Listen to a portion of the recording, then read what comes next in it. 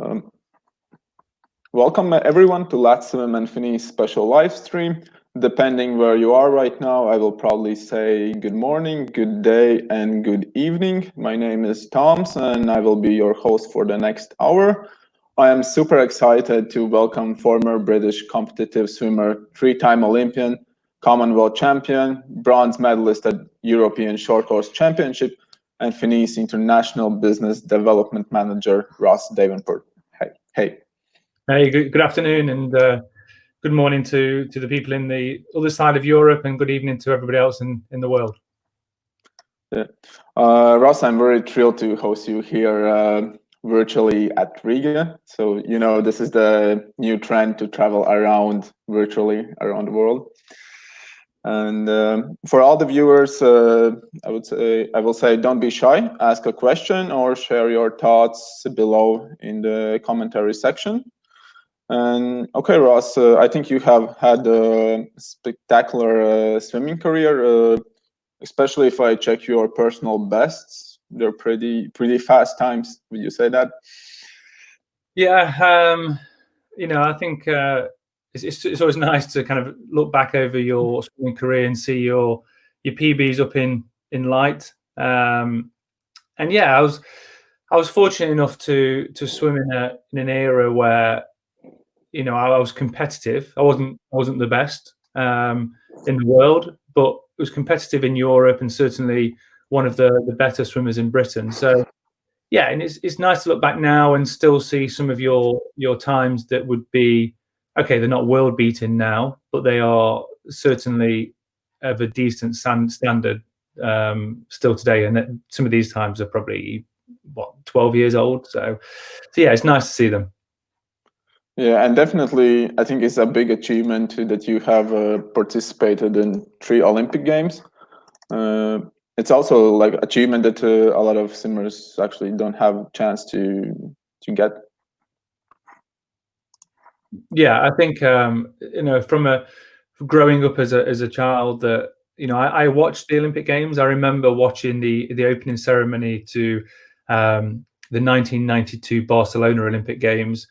And for those of you that remember or have seen it on TV, the bit I remember of the Olympic Games in 1992, and I would have been 8 years of age, was the guy walking out in the opening ceremony with a bow and arrow and he lit the end of the arrow and he shot the arrow into this big cauldron, and then that was the start, and that was the Olympic flame starting.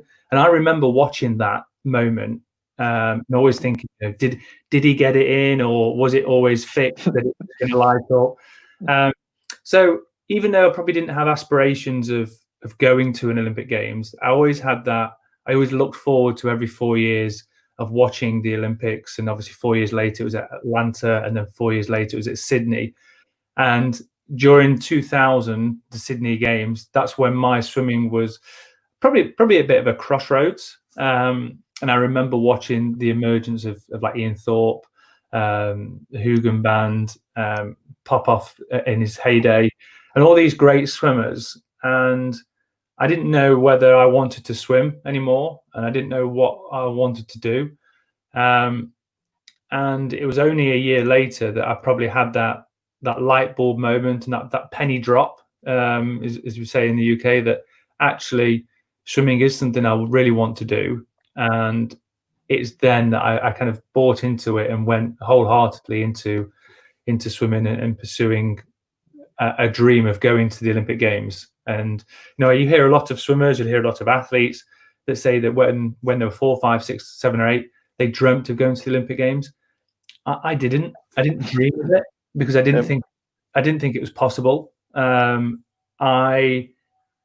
If you'd have asked me, do you want to go to the Olympic Games? I'd have said, yeah, of course. But it wasn't something I dreamt of going to, because I didn't think that, you know, I come from a very small town in a small city in the UK, in the city's Derby, and people don't go to the Olympics from where I come from. And so there was no kind of history, or there was no pathway for people to do that. And I think it just is really important for people to remember that the likes of Ian Thorpe, Michael Phelps, Michael Johnson in athletics, all these great superstar names. It doesn't matter where you come from. It doesn't matter where you're born. Of course. As long as you've got that hard work ethic, and a small bit of talent, then you can go a long, long way.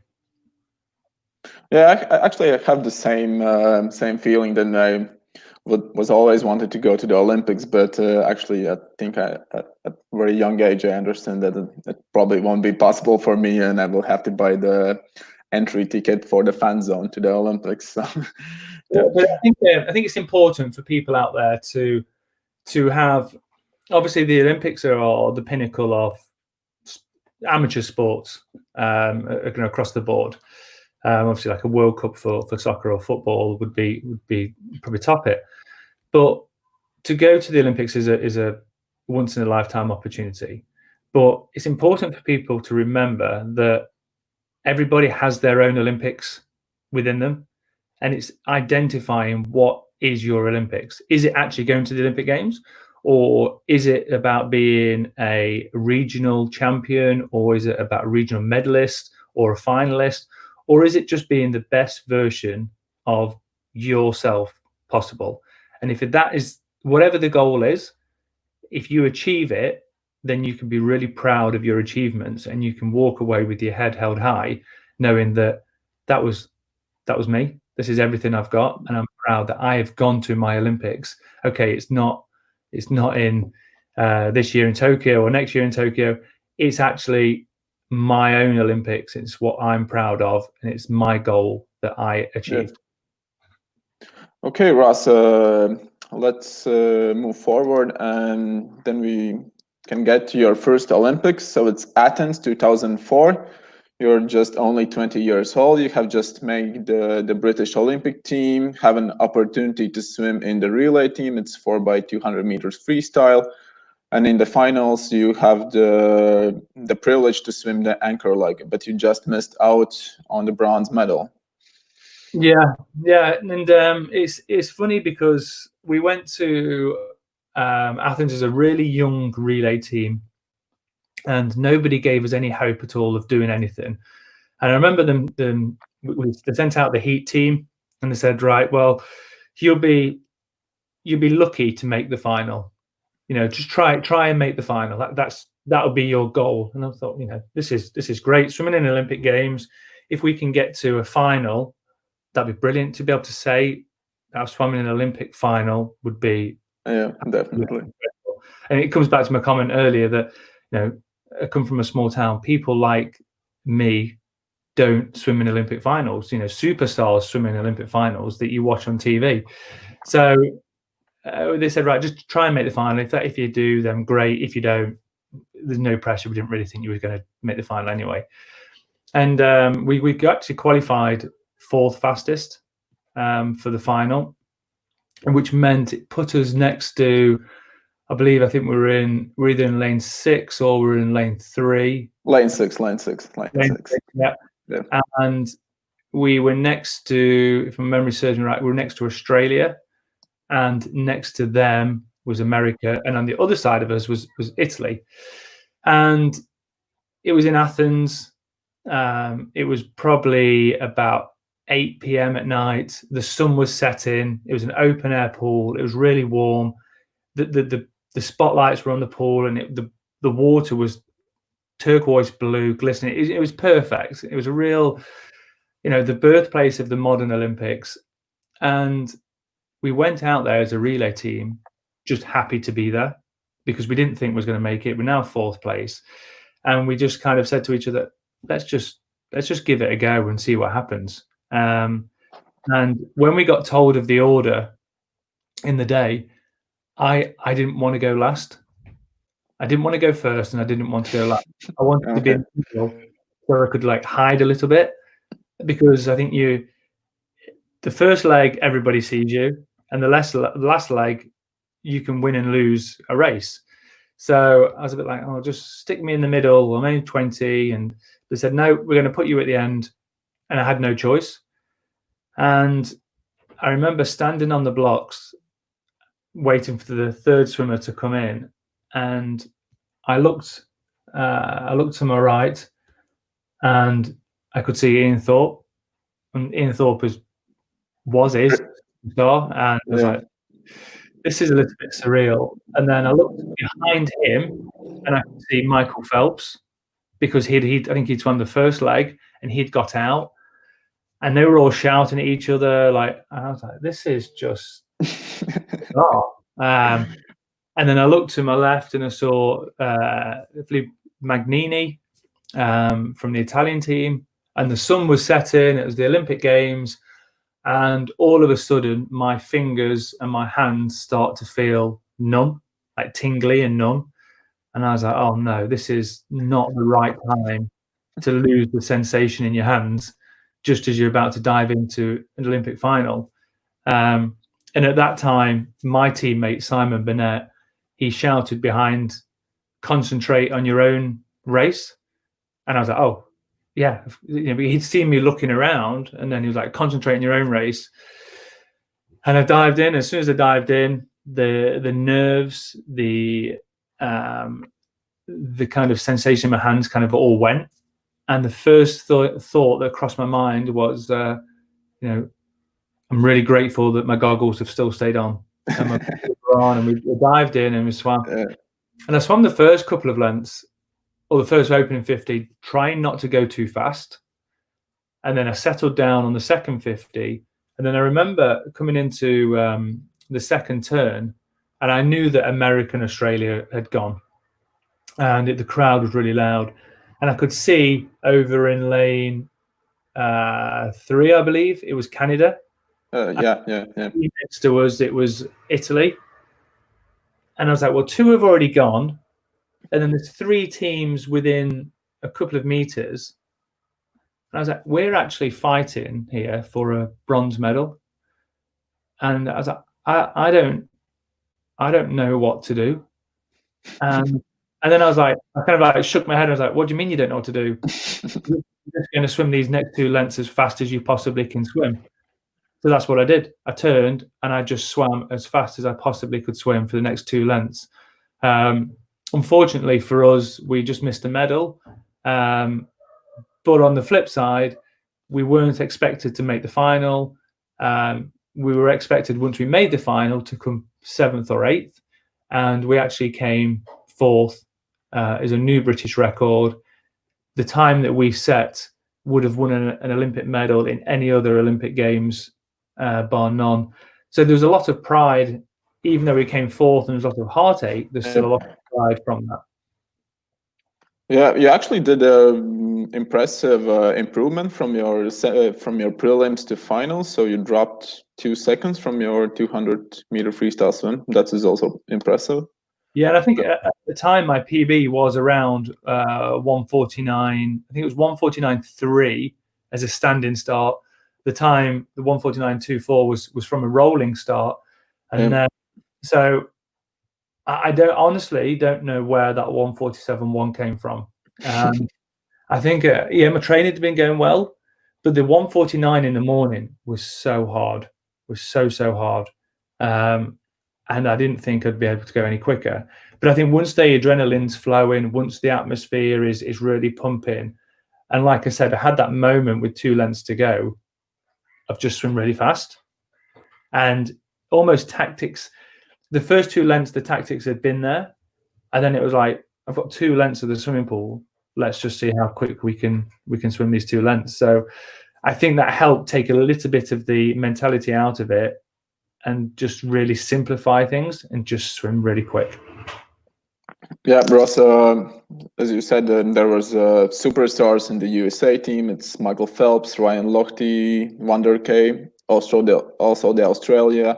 It has Grant Hackett, Michael Kim, and Ian Thorpe. And Italy as well, as you mentioned.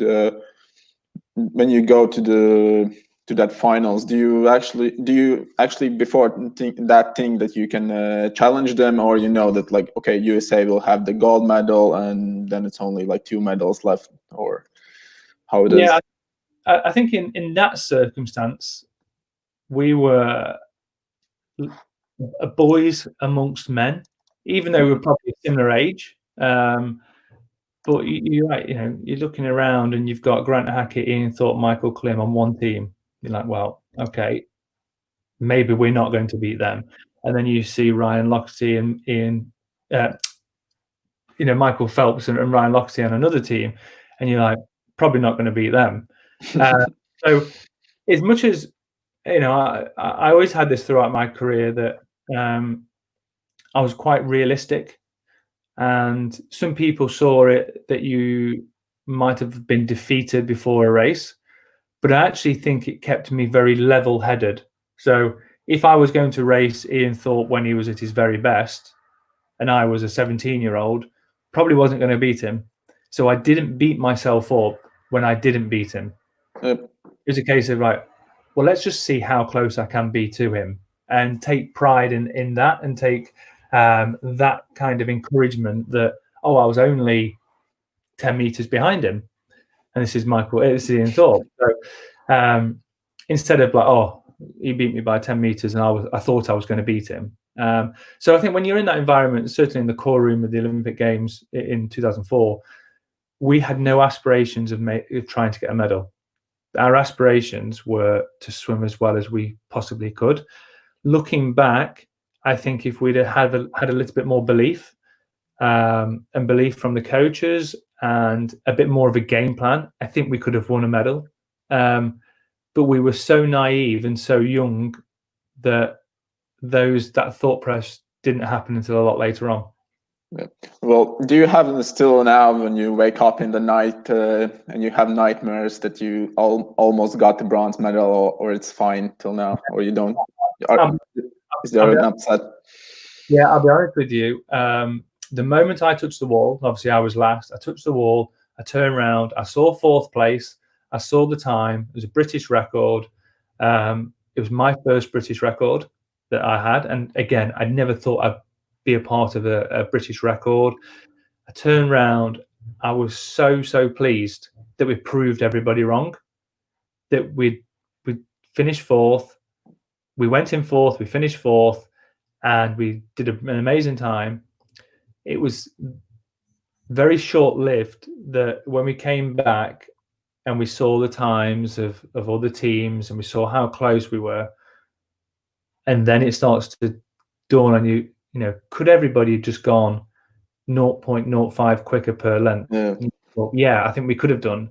And could we have been a little bit quicker on our reactions? Yeah, that's all it took for us to get a bronze medal. And for the next 6 months, every time I closed my eyes to go to sleep, I replayed the race over and over again of how I could have caught up that time and how I could have won the bronze medal. Because the difference, I think somebody I can't remember who said it the other day, but I was listening to a podcast or was doing a webinar, and they were saying that there's only one person that's not happy on the Olympic podium, and that's the person that comes second, because the gold medalist is really happy and the bronze medalist is pretty happy because they've got a medal. But the silver medalist, they're not happy because they've missed out on the gold. And the difference between first and second is absolutely huge.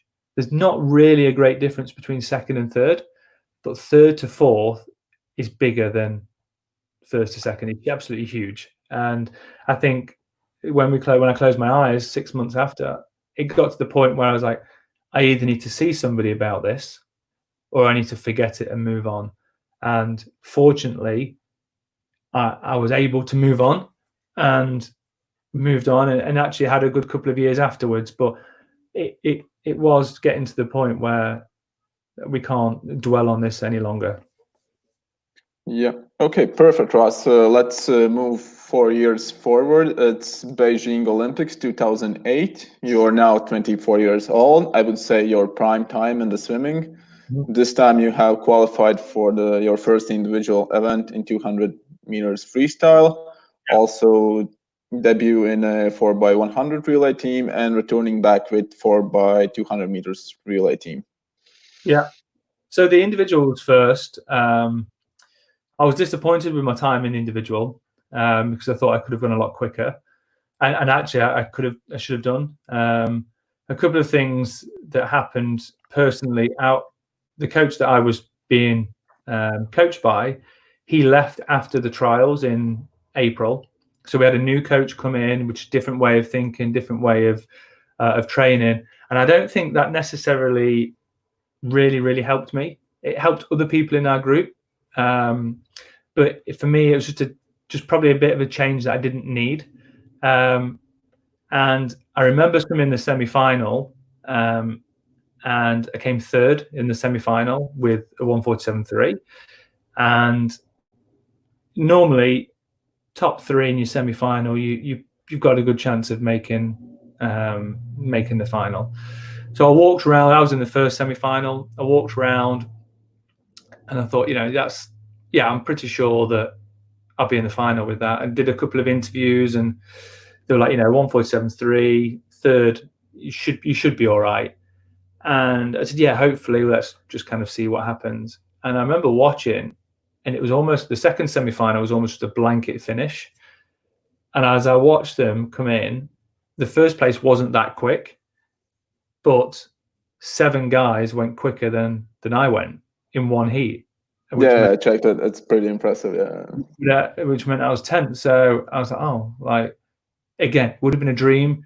That was one of my aims, to go to the Olympics, go and swim in the final, which is already done in Athens. But now I was about doing it as an individual. But our main focus during going into Beijing was about the relay and about winning the medal.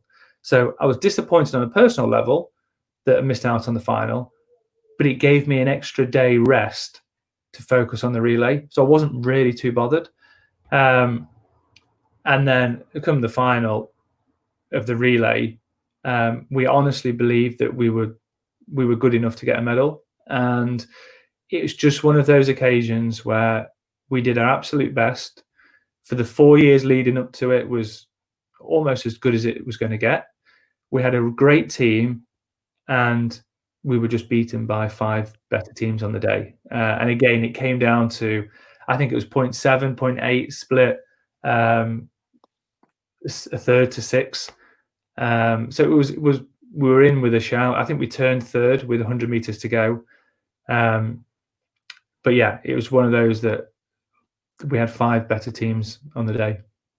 But again, you had this anchor leg. Also, the coach trusted you, and all other guys as well. So yeah, my mentality had changed since Athens, about going last, and that was kind of like my position now. And that's something that, because I had swum a good leg going last in Athens, I enjoyed going last. And it was something like, if somebody's going to close a race, I knew I was strong to do that on the last leg. And I'd had history of reeling people back and beating them, and so it was a good place. I was happy with the order, but I probably went a little bit too quick too soon to try and catch everybody. But again, every single team that beat us had one superstar. So I think in the Australian team that came third, Grant Hackett pulled out a swim of a lifetime. He wasn't in the best shape, but he could do it over 200 meters. Obviously, America probably had 2 or 3 stars. The Russian team was very strong. The Italian team had Magnini, who dropped to 1:44 right at the end. The Canadian team had Rick Say, also dropped to a really good time. We had 4 guys that went 1:46 across the board.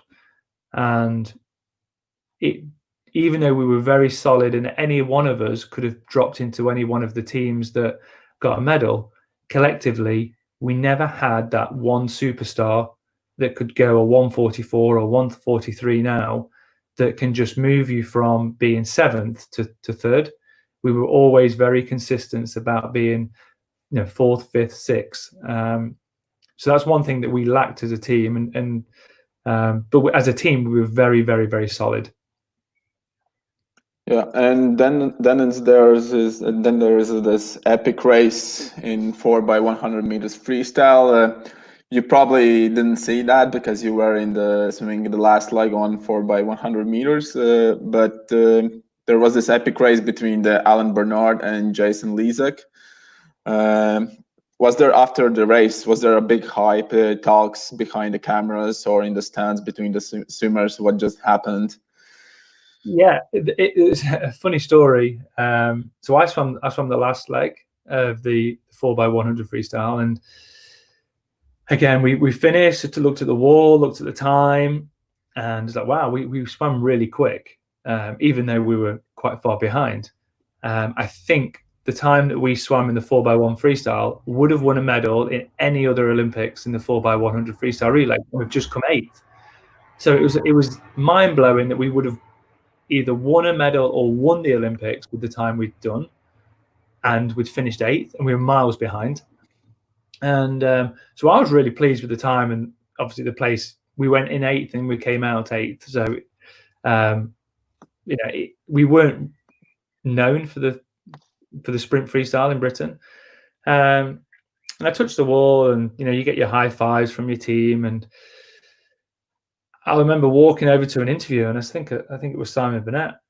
I said, what time did we do? And because I'd forgotten the time, and he was like, "Oh, I don't know." And he was like, "I don't know." He's like, I was watching the other race. I was like, "Watching what race?" I didn't know what was happening. And he was like, "Yeah, I was watching the US and the French team battle it out." I was like, "Oh, right, okay." I didn't have a clue about any of it until probably a couple of days later, when I saw the race back, how close it was. But it's always funny because that race gets shown a lot, of how close it was, and obviously how Jason Lezak pulled back a huge deficit to overtake the French team and to give Michael Phelps, I think it was his second gold medal of the week. Yeah, it was. I think it was just only second or third day in the competition.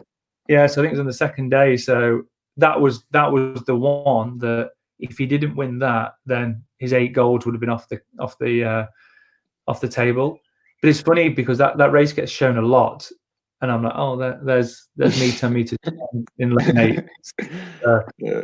I get a lot of time, but nobody knows that it was me. Yeah, it's funny. Actually, I have to ask this year as well.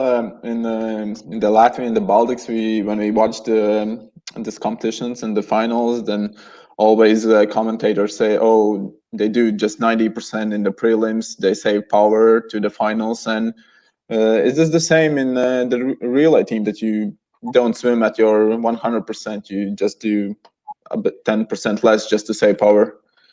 Yeah, sometimes.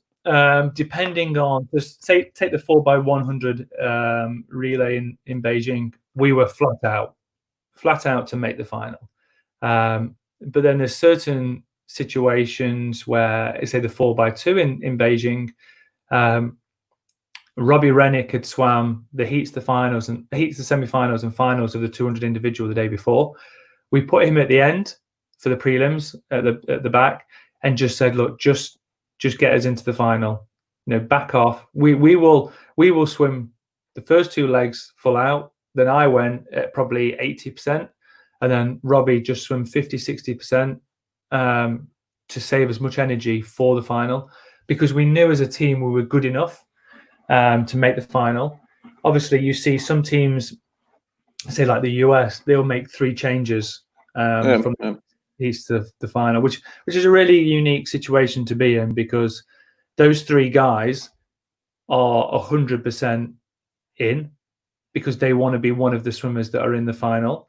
So they're all racing each other, and then 3 guys are sat at home resting with their feet up, not having to use any energy. So it really is the bigger swimming pool you have to pick from. And as long as you've got a lane, it makes it easier for the bigger teams. Some of the smaller teams that only have 4 guys, or from, if you're talking about an individual, that you are 15th, 16th, 18th, 17th, 18th, around that area, you've got to do everything to get into the semi-final. Then you've got to do everything again to get into the final. Whereas some of the best swimmers in the world, they can cruise the heats, the semi-finals, and then bring their A game in the final. And it's something actually not to be disrespectful here in the UK, but it's something I did in the UK when it came to a national championships. I would always, if there were semi-finals and finals, I would always, in the heats, do the first 2 lengths as I wanted to do in the perfect race, and then I would start to back off on the 3rd and 4th 50, and then in the semi-final I would do 3 lengths at the perfect race conditions, and then back off on the last 50, and then in the final I'll do the whole thing as fast as I can. So you always knew there was a progression going through the rounds, but you will have to be confident that you're going to get through the rounds and give yourself a good lane. The mindset now has changed a little bit. You look at somebody like Adam Peaty, he will go out, doesn't matter what competition, say the 100 breaststroke at the Olympic trials here in the UK, he'll go as fast as he can in the heats, the semi-finals and the finals, and he'll let the environment and the emotion bring out better performances as he goes through the rounds. And that's been taught, and that's been drilled into him, because it's great cruising through the heats at the British Championships and pulling out a really good time, but when you get to the international events, you can't cruise the heats and the semi-finals. So a lot of people will get into the international events and having to do the 100% effort in the morning, and then coming back to have to do 100% effort in the afternoon, and then the following day another 100% effort. So the ones that can learn to swim and race and recover at 100% each time will be the ones that are more suited to that international environment. Yep. Okay, perfect. Now it's 2012, Spectacular Olympics. It's at your home country, UK, and you're now 28 years old. And as you mentioned in some interviews, you just barely made the team. Yeah. Yeah, and I can say ironically that you again just 6th place in 4x200 meters, but I think it's still a great achievement as well. Yeah, no, I think the difference. So, if I can summarize the 3 Olympics, Athens was the birthmark of the birthplace of the Olympics, and it was great to be there, but I didn't really know what it was all about. Beijing, we went with a plan to win a medal, and for me personally, London was always going to be the competition that, if I made it, would be my last international competition. So you kind of went up this mountain and then back down. I was 28. I was hanging on to my swimming career. I would just made the team, and for me, every single relay team I went on and I was on, I made sure that I wasn't the slowest. So I wanted to be the fastest in every single relay team. And the first time that I was the slowest swimmer on the relay team was London. And that proved to me, it was close, but it proved to me that now is the right time to walk away. And I always wanted to walk away on my own terms. I always wanted to know that maybe I could have swum for another 12 months. I could have gone to the Barcelona World Championship in 2013. But there's always that element of doubt that if you didn't get selected, or the team moves on to a younger, fresher team, that somebody says it's time to move on, it's time to let go. I wanted to make that call myself. So as much as I think I still had another year or 2 in me, I was proud to walk away knowing that I was the slowest on the relay team for the first time ever. It's now time to let somebody else have a go. And I also know that by staying around, it's probably suffocating that event a little bit. So there were people coming up that I was stopping from, because I was probably half a second quicker still, stopping them from getting into the final at British Championships to gain that experience to really crack on. The likes of someone like James Guy, that the year later ends up going to the World Championships and being a really shining light of the team. So I think it helps sometimes to move away and let other people to come through and to shine without just hanging around for too long. So yeah, but London was brilliant. London as an Olympic Games was The crowd was incredible. My only regret is that I didn't have more swims during the games, because every time you walked out, instantly a smile came on your face, and it was just an awesome atmosphere to be a part of. Yeah, was there like extra pressure from the local media at the Olympics at London, like you have never experienced before? I wouldn't say pressure, but I was in a different situation to other people. Yeah, we came sixth in the relay, but we were 3 seconds behind. Whereas before we were just missing the medals. We knew we weren't going to get a medal because the team was transitioning. Some younger swimmers coming through. Obviously, I was old and needed to move to one side, so we knew really we wasn't going to get a medal. So we felt the nation behind us, or certainly I did. We felt the media interest was bigger than ever before. People knew what the Olympics were. You ask some people now in the UK, where's the next Olympics? They wouldn't be able to tell you. But 12 months, 2 years before London, where's the next Olympics? Well, it's London. Like, everybody knows, because it is all what was talked about, it was all that was in the news. So you felt that the whole nation was behind you, and for me, it just gave us so much. It gave us so much more confidence going into it. But if you were a red hot medal favorite, I can see how that probably had a negative effect, because everybody just was like, "Oh, when you win your medal," or "Are you going to win?" or all these kind of, and I think it played on a lot of people's minds. But because we were not in that kind of chat, that it didn't really affect us in a negative way, only positive. Yeah. So you retire after the Olympics, and at one interview you said you have felt some emptiness and doubts what you do in the future, but we can all see that you have done pretty fine, and you joined the Finis team at International Business Development Manager position. Yeah, you hear a lot of athletes talk about it, and it's a really bizarre situation to be in. When I stepped out the pool and the 4x200 freestyle relay team, I think it was on the 31st of July. It was almost like a bit of an instance that your identity is lost.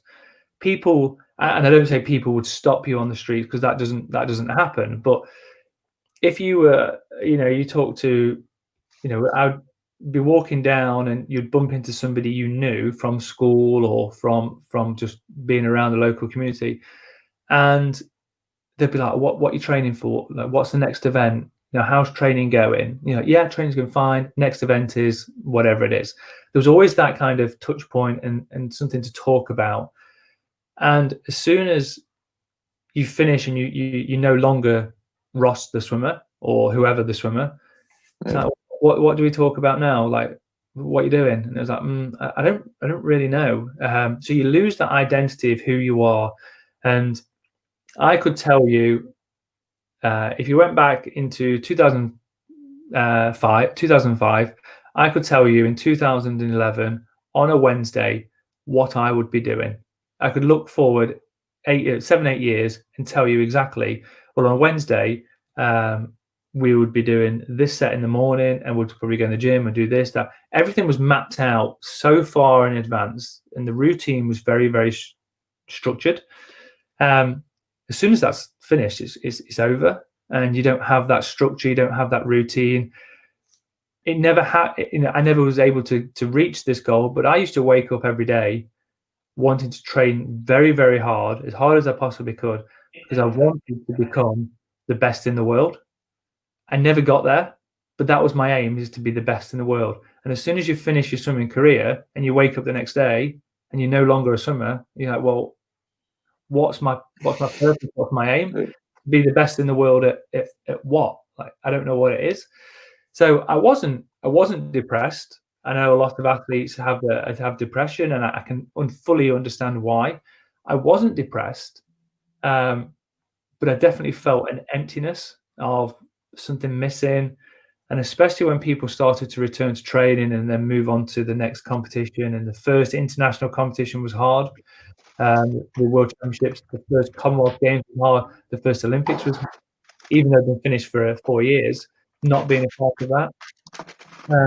But I was fortunate then to be given an opportunity to work with the Finis team, and that kept me connected with swimming close enough to be surrounded by swimmers, to be engaged with swimmers. On the other side of it, on more of a business side, and there's more of a product development side, and to understand how swimming equipment can actually help you and how it can help you in certain drills. So I was close enough to swimming without getting wet, which was a bit of a perfect situation, really. And throughout my swimming career, we were always the underdogs. You know, I wasn't the most talented swimmer, but I worked very hard.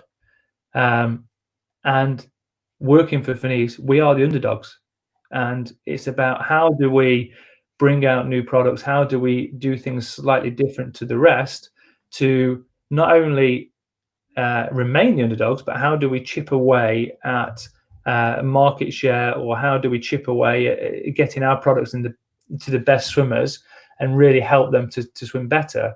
And it's challenging, but it's really rewarding when that happens, because you can see results that you're getting. If you work for, just say you work for Nike or one of these really big companies, and you know, people are expected to wear their shoes. You know, but when you see a swimmer wear something they're not expected to, and you've had a part to play in that, it gives you great satisfaction and great pride that you've actually moved the brand awareness a little bit forward. So I really enjoy my time with Finis, and we do things slightly differently. We are a relatively small team compared to other brands, but I think we punch it. You know, we certainly pack a punch, and we're getting recognised more now for being a go-to swim brand for elite swimmers, for age group swimmers, for learn to swim, and for the general public as well. Yeah, I also think the Finis has made this kind of trademark that they're like for innovations and doing things differently in a very good way. Ross, you definitely travel a lot around the world. So how many countries have you visited because of the Finis? Yeah, I'll be honest with you, I don't know. With swimming, we used to travel a lot. We used to travel a lot to different parts of the world, whether it was a different competition or training camp. And it got to the end of my swimming career where I was a little bit bored of traveling to go and swim in the swimming pool. And we had a really good facility here where we trained in Loughborough, and the gym was huge and it was perfect. The pool was extremely controlled. It was indoor. There was the elements didn't matter. We could just have perfect training every day. When you went and trained abroad, some of those facilities weren't as good as what we had. So even though it was great to get away and great to get a bit of sun and really focus on your training, we already had the facilities at home. So it got to a point where I was like, I don't really want to go away much more. But as soon as I finished swimming, the one thing that I missed out on was the travel. So this opportunity working with Finis was perfect because it was international travel, and I've been to places that I've never been before, and never would have gone with this job. Top of mind, I went to Iran probably 3 or 4 years ago, and I was walking around Iran. There's a very good customer of ours, and it's like, I'm in Iran. Like, to get there was really hard. I had to go and have an interview to get a visa, and it was a completely different world. And having been to Iran, now getting into the US is a lot harder. Yeah, definitely. I had to have an interview to get a visa to travel into the US, and it's like, why did you go to Iran? I was like, selling swimming equipment. And like, what, underwater swimming equipment? I was like, well, yeah. They're like, what, scuba equipment? I'm like, no. They're like, right, well, you find then. So just the thing, it just opened up so many different doors and different interesting things. But I've been to manage to go to Australia last couple of years to try and help develop our market there and to work with different athletes. So it's really interesting. You get to travel the world, and I love it. Yeah, we definitely will have to bring you next year to Riga, to Latvia as well. Yeah. And I also have to ask you, you have visited so many swimming markets, and despite the size of population or the infrastructure, which place on the earth is the most passionate about the swimming sport? Do you know what? I think in different ways, every country is passionate about swimming, and it's a global passion. Okay, yes, in Australia, the water is fundamental to lifestyle in Australia. I think it's something like 90% of people live within 10 miles of the coast in Australia. So, you have to learn to swim, or you don't go to the beach, you don't surf, and you don't swim. So they're really passionate about swimming. But you look at some of the smaller nations, actually, some of the Eastern European nations, take like Hungary, for instance, that they are, for a small nation, they are a powerhouse in the world of swimming. You look at the superstars that they've produced over the years, and they just keep churning it out. They're wanting all the swimming events, the Europeans, the World Championships in Budapest. It's great to see. Haven't traveled to South America to see how that is, but I think in Europe we have a big passion for swimming, and it's great to see. It's great to see that some of the ISL teams and certainly some of the duel in the pools where we used to be Europe against the US, we certainly hold our own. We have superstars just as well as Australia, just as well as Japan and China and America. We're a good continent for swimming. Yeah. Okay, Ross, because this is a Finis special, we definitely have to talk about some few products, and this is your top 3 products. Maybe you can guide us through them, say what you really like about them. For me, the Alignment Kickboard is my number 1 product that we do, and there's a couple of reasons for it. It's so simple and it's so obvious, and you can see in the picture how the swimmer's using it. One hand on top of the other. Your head is in alignment with your hands. So are your shoulders, so are your hips, and so are your feet. So when I spent 20 years kicking with a kickboard with my head up, putting pressure on my shoulders. My hips were low down. I disengaged the core because you don't need it, because you're slouched on a kickboard, and you're supposed to do around about 15% of your weekly volume on kick. So as soon as I kind of saw this product, I was like, it makes so much sense to me, because I spent 20 years doing 15% of my weekly volume training the biggest muscles in my body to kick in the wrong position. So I was like, well, if I was to, ultimately you don't use a board at all and you just do body position kick, but that's really hard to do, and you've got to have a really strong core for that. So the Alignment Kickboard helps with a little bit of buoyancy at the front. Your head's in the right position. You can see now that the core is engaged, and the biggest muscles in your body, your thighs and your hamstrings, are the ones that take all the oxygen, are kicking in the position that you want to race in, whether it's front crawl, breaststroke, backstroke. Obviously butterfly is a bit more undulation, but it's just a simple product, and it's one of the cheapest products that we do. It's not like trying to promote one of the most expensive products that we do. It's just so simple, and once you explain it, and then once teams get to use it, they see huge improvements.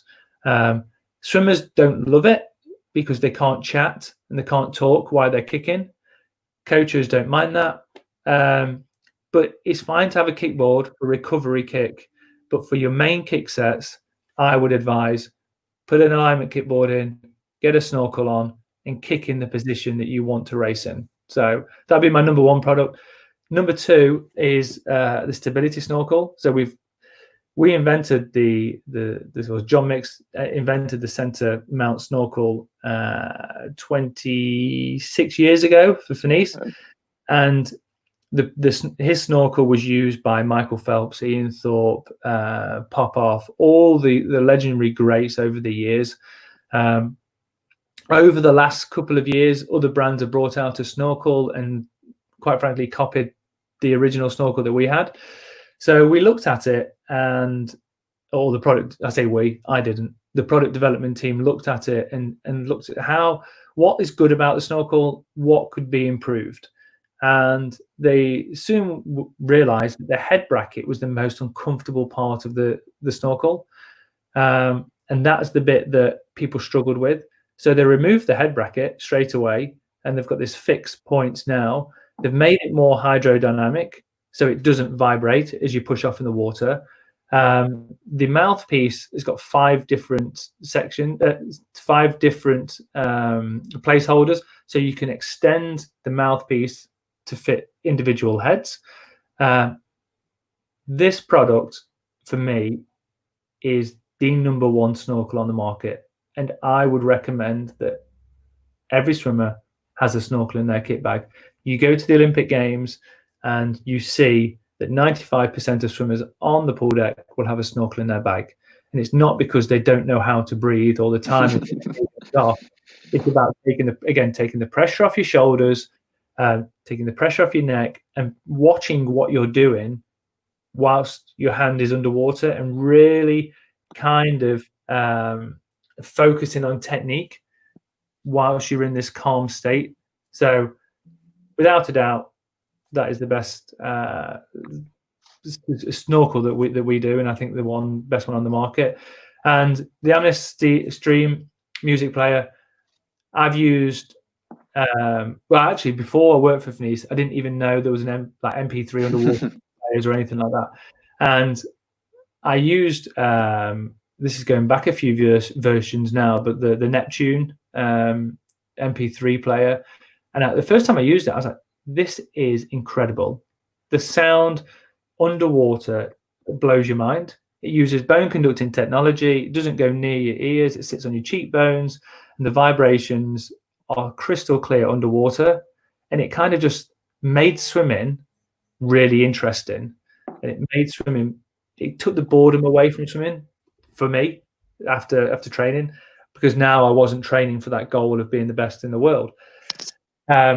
Progressed it to the Duo last year or a few years ago, which was an upgrade. Now this is an upgrade, but it's a slightly different product. Most people will stream music through Apple Music or Google Play or whatever, or Spotify, all these different online music providers.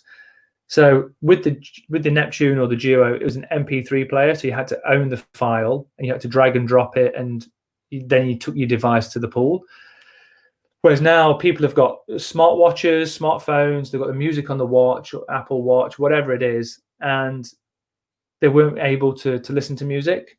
So the stream is a way of streaming music directly from a smartwatch, to the device, that you can listen to music, and the sound quality is better, and it again takes that boredom away from swimming. There's a lot of people that say, I swim 3 times a week, I do 64 lengths or 66 lengths, I do a mile or whatever it is, a kilometer, and I get out. Well, what are you trying to achieve? I just do it. Whereas this is now, well, just go and relax, go and swim for 10 songs, roughly 40 minutes. And if you like the 11th song, stay in for another 4 minutes and listen to it, and then get out. So it's a great way of making swimming more interesting. Yeah, you can definitely put your favorite playlist or do an audio book and get a 2-in-1, right? Yeah. There's somebody actually said to me once that they're going to swim the English Channel, so from the UK to France, and they're going to put a learn how to speak French, like learn French. Yeah. So by the time they get to the other end, they can speak fluent French. So I thought it was always a good idea. Yeah. Okay, Ross. So we have made almost to the last section. I have to a bit torture you and ask you something about the Baltic Swimmers. I don't know how familiar you are with them, but here they are. So we have your personal best, and then we can compare it to the Baltic Swimmers. So you're a little behind Danas Rapsas, but you're still faster than Latvians and Estonians. Okay. Yeah, and you probably know Romans Miloslauskas. I think he's the same age as you. You have raced a lot of competitions as well, and Danas Rapsas and Craig Orzer, they're a bit younger guys. And then I have the first question. In some news and comments, they say about this athlete that this is their Michael Phelps, and you have to guess from which country he is: Lithuania, Latvia, or Estonia. Well, I'm not going to go for Danis Rapsy because he does do backstroke as well, doesn't he? Yeah, so, awesome. I'm going to go with Estonia. Yeah, actually, you're correct. Correct. Okay, so the next question, probably this is easy for you. Which is the fastest backstroker? And his personal best in 100 meters is 53.79. Pretty fast. I didn't know it was that quick, but I guess from my first answer, I'm going to go with Danis Rapsy.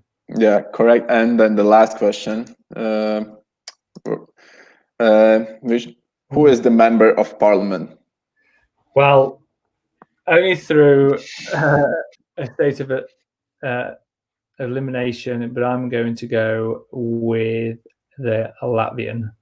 Yeah, he's not currently, but he has done some time in the parliament as well. Okay, then we can go to the questions and answers. We have some few questions to ask you, and let's take it by the sort. So, hey, Thomas and Ross, I have a question about mental training. How much time did you spend on that when you were preparing for the Olympics? So I think mental training's come really kind of popular now. I think it was probably phasing in towards the end of my career. We did have a sports psychiatrist that would come in and talk to us about mental training towards the end. For me, it was not something I didn't spend time doing. But one thing that I think really helped me was being confident in training, making sure. So I knew that if I hadn't missed a session and trained 100% and done everything to the best of my ability, I would have more confidence when I was standing behind the blocks. Always was nervous, always was anxious.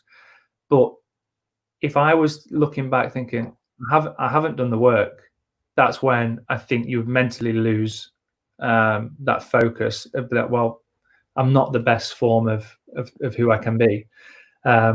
I know that people get phased out by a large crowd or a large event or when it's really, really important. For me, there's a couple of times where I didn't get nervous and I didn't swim very well. So every time, and I assume worked out that when I got nervous, it meant that that's when I swam my best. And it's actually a case of, I almost was like, right, I'm nervous. Right, it's ready to go now. That was a sign that I was ready to go.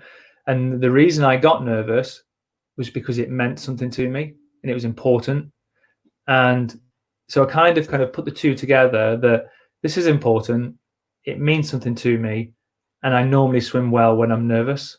So it was a catalyst of actually a tick box to say, actually, I'm ready now to go and swim. If I was standing behind the blocks, I'm like, oh, I don't really care, and this doesn't really mean anything, then you're going to swim really bad. And something that somebody made a comment to me halfway through my career, what's the worst that's going to happen? You might not get the place you want.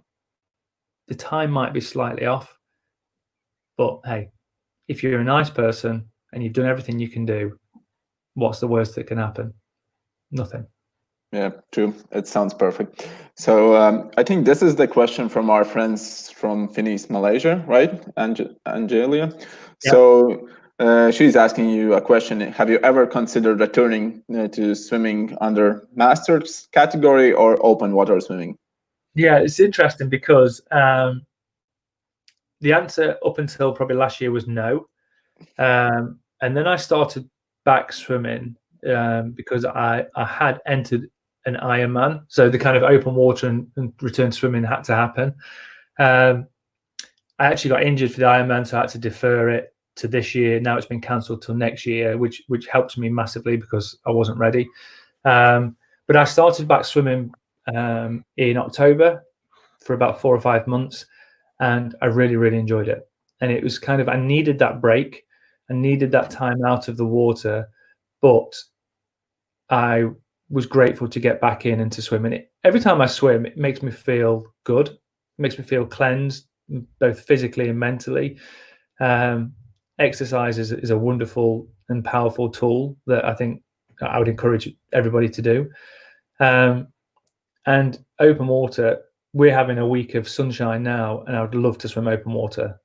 We don't get the weather that some people do across the world, but swimming outdoors with the sun on your back, there's no better feeling than that. So yes, the answer to your question is yes, and it's something I'm looking forward to getting back into the pool. One thing I struggled with was how bad I was and how slow I was, and it was just a case of like, you've got to forget the past and look forward to the future. Yeah, Ross, then there's this next question as well. Maybe in the short answer, what life lessons do you think you learned over your swimming career? Like what, maybe one biggest? Hard work wins. Hard work wins, and if you commit to something and you work your hardest, then and you don't achieve it, you've done your best. As long as you give 100% every single day, nobody can take anything away from you. And I think that's that's in any walk of life. You just apply yourself and give it everything that you have. The end result is true to you, and you should be proud of that result, whatever it is. Then there's a question from my friend. He's also our Latvian national team member, and he's asking, what was your daily, weekly routine when you were preparing for Athens, Beijing, London, and what changed? The only thing that probably changed was a bit more land work. I didn't do much land work before Athens. I did a bit, but certainly strength training got a lot more focus as I went through the Olympics and through the years. But the routine stayed very, very similar. Swam 10 times a week. We would do 2 sessions on a Monday, Tuesday, Thursday, Friday, and we'd do 1 session on a Wednesday and a Saturday, and then have the rest of Saturday off, and all day Sunday as a rest day. We would then go to the gym and do weights on a Monday, Wednesday, Friday, and we would do Pilates on a Tuesday and a Thursday, and would stretch and do shoulder stability, mobility before every session. So very, very structured. Monday morning tends to be a bit more recovery, and then into like a heart rate session on a Monday night. Tuesday night used to be a bit more speed. Wednesday used to be very kick focused. Thursday was a bit of a hybrid of both sessions were hard. And then Friday morning was a lot more of a personal focus to an individual that was in the group. Friday night was recovery. Saturday morning was always a killer. So it kind of followed the same pattern all the way through. So nothing changed drastically in swimming terms, but the weights and certainly the land training increased.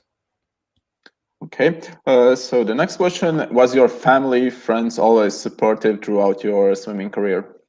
Yeah, to be fair, I was very, very fortunate. I had incredibly supportive parents. And I think there's a fine line of being supportive and being pushy. And I think they balanced that very, very well. They wanted to encourage, but they knew when to back off, but they knew when to be supportive as well. And certainly over the last probably 5 or 6 years, I was living away from home for the last 10 years of my swimming career, or the international career. So they weren't necessarily involved too much on a day-to-day basis, but they always turned up at the competitions.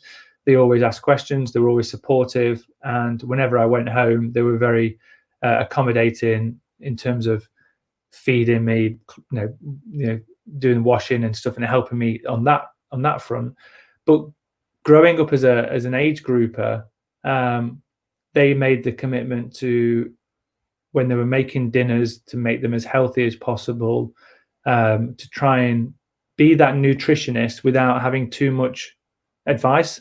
So they just basically went down the route of clean food, not too much junk food or not too much sweets, chocolates, but just trying to be a household that had a healthy lifestyle, which helped. Plus, they took me here, there, and everywhere, training competitions before I could drive. Yeah, sounds very lovely.